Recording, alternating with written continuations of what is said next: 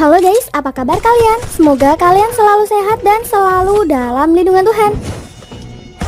V 2020 merupakan film aksi berbahasa Telugu yang diperankan oleh Nani sebagai Vishnu serta Sudhir Babu sebagai DCP Aditya.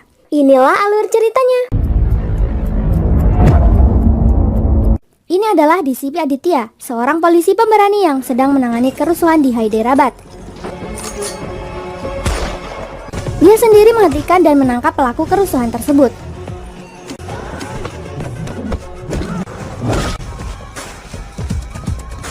Bukan hanya itu, dia selalu berhasil menangkap pelaku kriminal lainnya. Namanya menjadi sangat terkenal dan mendapat banyak medali penghargaan, juga gelar polisi terbaik di India. Di malam pesta perayaannya, Aditya didatangi oleh seorang gadis bernama Apurva. Apurva menjelaskan kepada Aditya bahwa dia adalah fans beratnya. Karena dia lulusan psikologi, dia ingin menulis sebuah novel kriminal yang pemeran utamanya adalah Aditya. Lalu setelah pertemuan tersebut, mereka berdua saling jatuh cinta.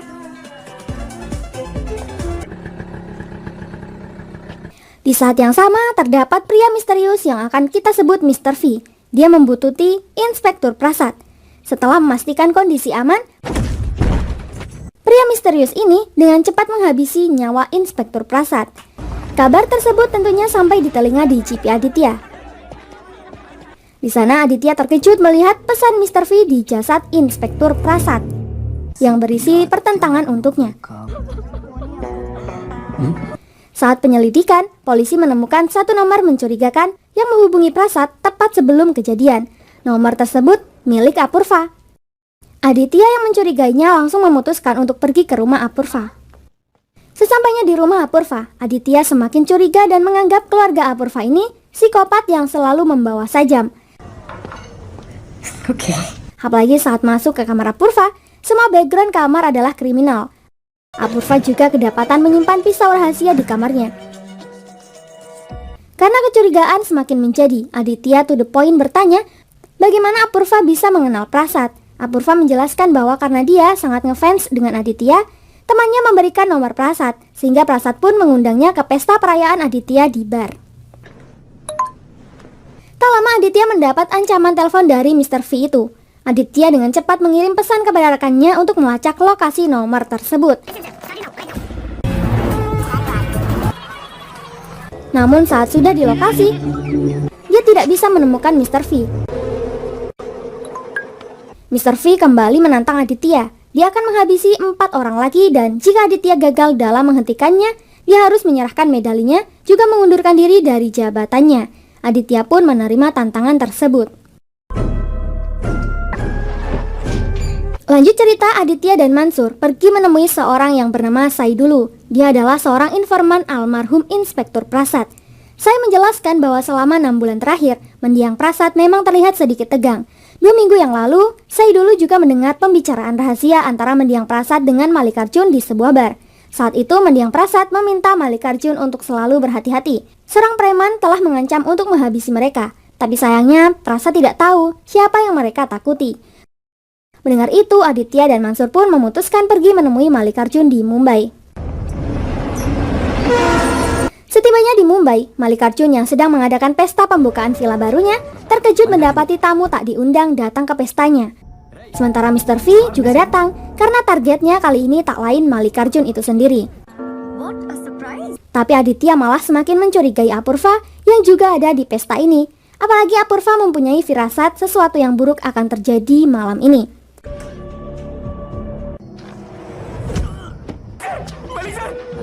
Benar saja. Tak lama kemudian Aditya diberitahu bahwa Malikarjun telah dihabisi. Keesokan hari saat dilakukan otopsi, mereka menemukan tulisan yang berisi sebuah clue. Burung ya bukan burung, potonglah ekornya. Carilah matahari di tengah-tengah kegelapan. Kuda raja mengundangmu, di mana itu? Lalu Aditya meminta Apurva menemuinya di rumah. Dia meminta keterangan kepada Apurva perihal pertemuannya dengan Prasad. Apurva pun menjelaskan bahwa saat bertemu dengan Prasad dan Malikarjun di suatu bar, Prasad berkata kepada Malik kalau ada preman yang berencana menghabisi mereka. Preman tersebut bernama Vicky. Nama itu sangat cocok dengan catatan yang dimiliki sebuah tanda V. Apurva menjelaskan bahwa itu memang ciri khas psikopat klasik. Mereka biasa memberi tanda-tanda di setiap clue yang mereka berikan. Lanjut cerita, setelah melacak nomor dan alamat Vicky, Aditya beserta rekan-rekannya langsung menangkap Vicky yang sedang menginap di sebuah hotel. Padahal sebenarnya Vicky bukanlah pelakunya. Malah Aditya sempat bertemu dengan Mr. V, namun dia hanya menyingkirkannya. Di kantor polisi, Vicky menjelaskan dia memang sempat ingin membunuh Prasad dan Malik. Itu karena Malik telah merebut paksa tanah miliknya di Mumbai. Saat melapor, Inspektur Prasad malah mengancam akan menghabisi nyawanya. Namun dia tidak pernah membunuh mereka.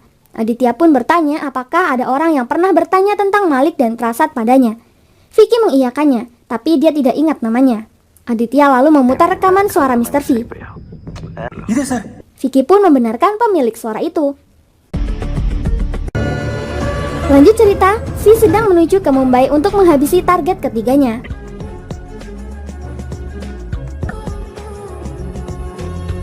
Sementara Aditya diundang makan malam di rumah Apurva yang saat itu adalah ulang tahunnya. Di tengah makan dan mendengarkan ayah Apurva berbicara, Adit menyadari sesuatu, di mana akhirnya mereka berdua berhasil memecahkan clue yang diberikan oleh Mr. V. Burung yang bukan burung, potonglah ekornya, itu berarti bebek. Carilah matahari di tengah-tengah kegelapan adalah wilayah Timur Andheri.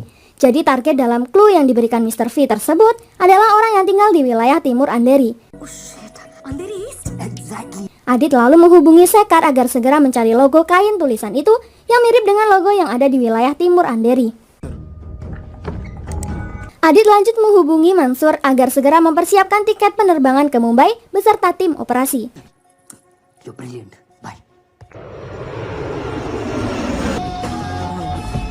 Di sisi lain, Mr. V sedang membeli senjata kepada bos mafia yang bernama Kakak.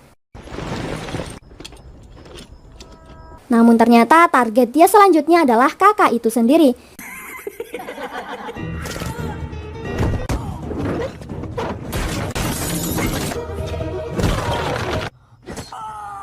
Sayangnya Aditya terlambat datang di lokasi kejadian.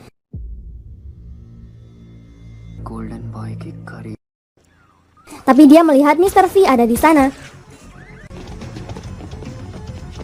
Tapi Mr. V berhasil lolos. Setelah itu, V menelpon Aditya dan mengejaknya salah menangkap orang. Padahal Aditya sebenarnya sudah bertemu dengannya, tapi Adit malah tidak menyadarinya. Lalu V mengirim petunjuk lagi kepada Aditya. Petunjuk tersebut berupa fotonya waktu SMA, sehingga Aditya pun mengetahui bahwa V sebenarnya teman sekolahnya dulu yang bernama Vishnu. Tak membuang banyak waktu, Adit datang ke sekolah lamanya untuk mencari tahu latar belakang Vishnu. Salah seorang guru senior menjelaskan bahwa dulu saat Vishnu lulus sekolah, dia mendaftar jadi tentara bersama sahabat dekatnya, Ratna Kumar, yang tinggal di wilayah Visak. Sehingga Aditya dan Mansur pun memutuskan untuk pergi menemui Ratna Kumar. Sesampainya di sana, Ratna Kumar menceritakan tentang Vishnu. Vishnu adalah mantan tentara angkatan darat dan mempunyai catatan sempurna dalam upaya membasmi teroris.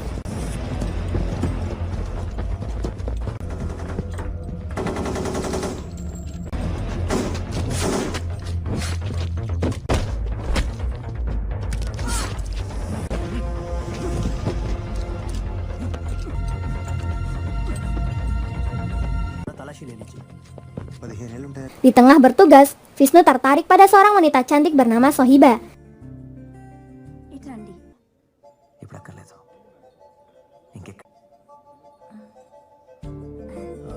Sohiba juga diketahui menyukai Vishnu, sehingga hubungan mereka semakin dekat dan memutuskan untuk menikah.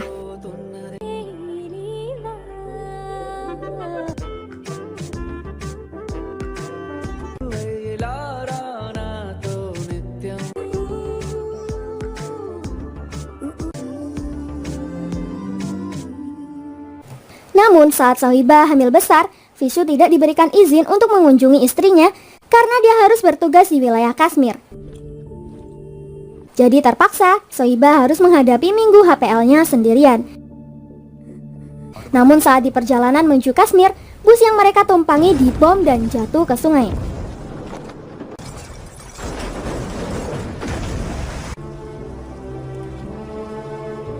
Vishnu pun terlihat hanyut di sungai. Parahnya lagi, Sohiba juga tewas di dalam kerusuhan yang kala itu ditangani Aditya. Setelah mengetahui latar belakang Visnu, Aditya melaporkan semua kronologinya ke atasan. Namun karena tidak ada bukti, Aditya tidak bisa menangkap Visnu. Lalu Aditya melihat rekaman CCTV saat kerusuhan itu terjadi, tapi tidak ada catatan dari kematian Sohiba. Aditya pun mendapat informasi mengenai orang yang mengenal Sohiba, yaitu seorang mekanik bernama Roshid. Saat Adit menemui Roshid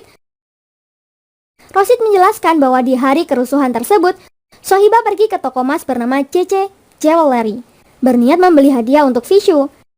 Aditya dan Mansyur pun pergi ke toko tersebut.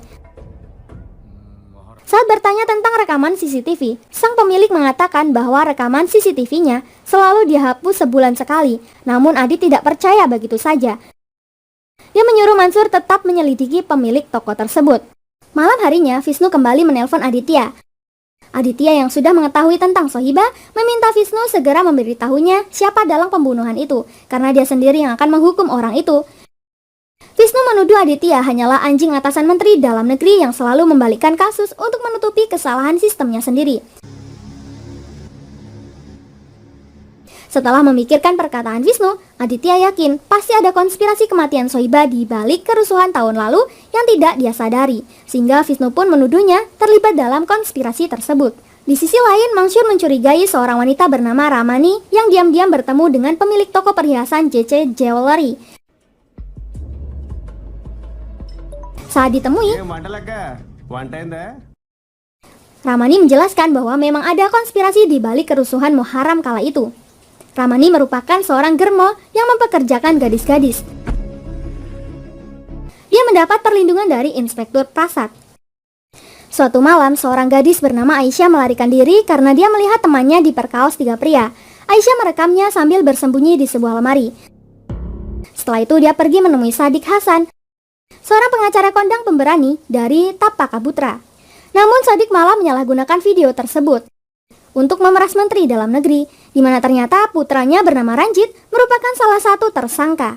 Ranjit yang mengetahui bahwa ayahnya mendapat ancaman dari Sadik, lalu membuat rencana untuk menghabisi Sadik dengan membuat kerusuhan dan menyewa seorang preman bernama Kumar yang kebetulan saat kerusuhan itu berhasil ditangkap oleh Adit.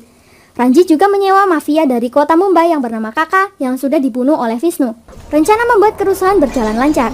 Kumar bertugas membuat kerusuhan di luar dan Kaka bertugas mengeksekusi Sadik dan mencari video yang disimpan oleh Sadik.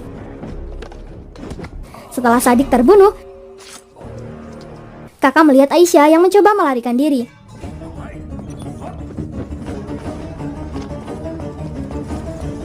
Lalu saat Aisyah mencoba kabur, Prasad menghubungi Ramani untuk mengalihkan kedatangan Adit agar mendatangi Kumar, sehingga Aisyah mati di tangan Kakak. Tapi Ramani tak melihat Sohiba ada di lokasi kejadian. Namun Ramani menyebutkan 3 pelaku itu antara lain Ranjit, anak seorang menteri, Malikarjun, seorang konstruksi, dan ketua dari JC Jewelry yang bernama Chandra. Sehingga Aditya pun menyimpulkan bahwa target Visnu selanjutnya tak lain adalah Chandra. Aditya dan Mansyur pun datang menemui Chandra di rumahnya, namun mereka hanya bertemu dengan istrinya saja. Sedangkan Chandra malah bersama wanita lain di dalam mobil. Tak lama Visnu datang membawa Chandra ke suatu tempat dan menghabisinya.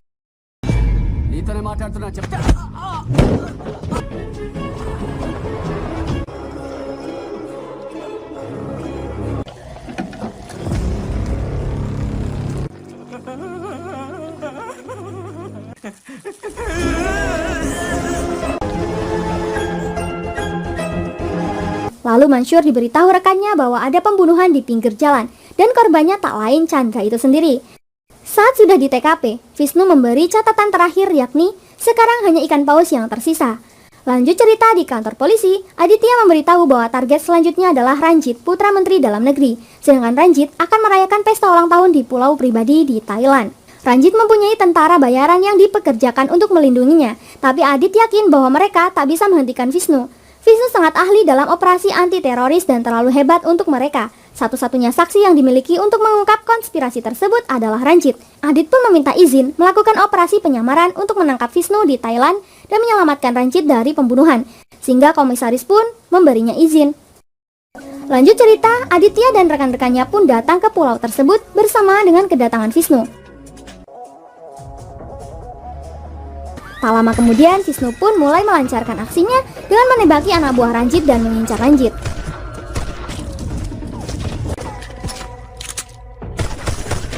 Aditya membawa Ranjit ke tempat yang aman.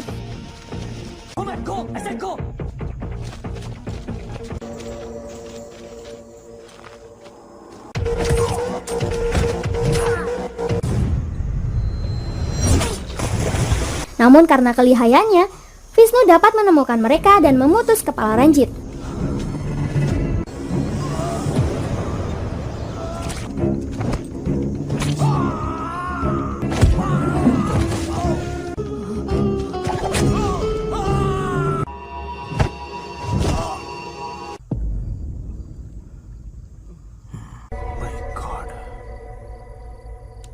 Atas kegagalannya itu, Aditya merasa sangat frustasi, tidak bisa menyelamatkan Ranjit. Keesokan hari Aditya menunaikan janjinya, melepas semua medali dan mengundurkan diri dari kepolisian di depan media.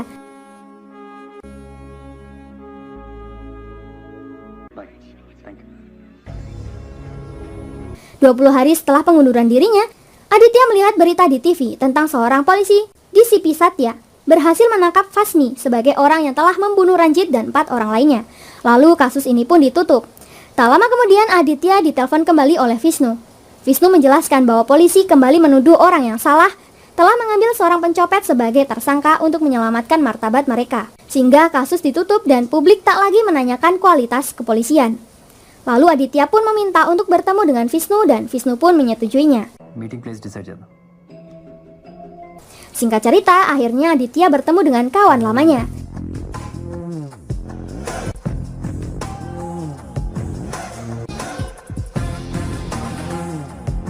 Di sini Vishnu masih yakin bahwa Adit terlibat dalam konspirasi kala itu. Tapi setelah Adit menjelaskan bahwa di saat Vishnu mulai menyerang anak buah Ranjit, dia juga membunuh anak buah Ranjit. Hal itu dia lakukan karena Mansur mendapat info bahwa Menteri Dalam Negeri dan DCP sudah memasang mata-mata di dalam tim khusus. Tujuan mereka bukan membantunya, tapi untuk membunuh mereka berdua. Akhirnya Aditya pun membunuh mereka satu persatu dan membersihkan rute untuk Vishnu, lalu mengisolasi Ranjit untuk dibunuh oleh Vishnu. Setelah Vishnu membunuh Ranjit, Adit berpura-pura frustasi untuk menghindari kecurigaan. Vishnu pun mulai percaya pada Adit. Tapi Adit masih bingung tentang kaitan kematian Sohiba dengan kerusuhan tersebut. Vishnu pun menceritakan bahwa saat dia hanyut di sungai, dirinya ditolong oleh warga setempat. Setelah Vishnu sadar, dia mencoba menelpon Sohiba namun ponselnya tidak aktif. Vishnu lalu memeriksa email karena Sohiba biasanya selalu mengirim email kepadanya.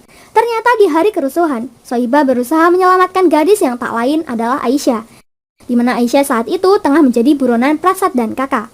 Vishnu lalu menunjukkan video yang berisi Sohiba dan Aisyah yang sedang bersembunyi di dalam toilet JC Jewelry. Sohiba berkata, "Vishnu, saat kau sudah melihat video ini, aku tidak tahu apakah aku akan hidup atau mati. Gadis ini menunjukkan video kepadaku, dan video itu sudah kukirim padamu. Hatiku hancur berkeping-keping melihat video itu, Vishnu. Nama-nama yang kau lihat di video ini adalah anak Pak Menteri Dalam Negeri, Swemi Ranjit, developer perumahan Malikarjun, ketua JC Jewelry, Sarat Chandra. Mereka lah yang melakukan semua ini di bawah naungan Inspektur Prasad dan beberapa atasannya. Rencana ini dikhususkan untuk menghabisi Sadik Hasan. Untuk menghilangkan bukti, mereka juga menargetkan gadis kecil ini. Aku akan melindunginya, Vishnu, sekuat tenagaku. Dan jika aku tidak bisa, berjanjilah padaku, jangan ampuni mereka, Vishnu." Tak lama Sohiba dan Aisyah berhasil ditemukan oleh kakak. Namun video sudah terlanjur dikirim ke email Vishnu. Dan karena Sohiba berusaha melindungi Aisyah, dia pun dihabisi mereka.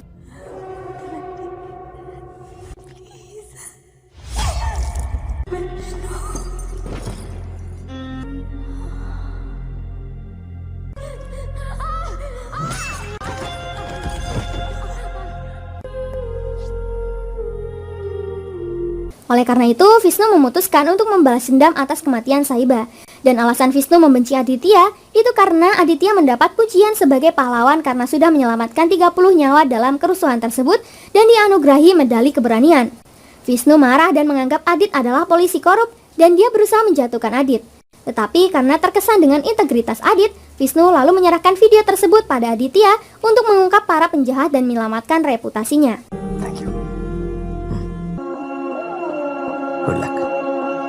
Scene pun berlanjut. Aditya melakukan konferensi pers dan menyerahkan video Sahibah tersebut kepada media agar masyarakat bisa menilai siapa yang benar dan siapa yang salah. Dari situ reputasi Aditya pun kembali membaik. Apurva juga merilis novel barunya mengenai peristiwa tersebut yang dia beri judul Sohibah. Wisnu menerima salinan dan dia melihat bahwa novel tersebut didedikasikan untuknya. Terima kasih buat kalian yang sudah support channel ini. Jangan lupa tinggalkan like dan saran kalian di kolom komentar. Sampai jumpa di alur cerita berikutnya. Terima kasih.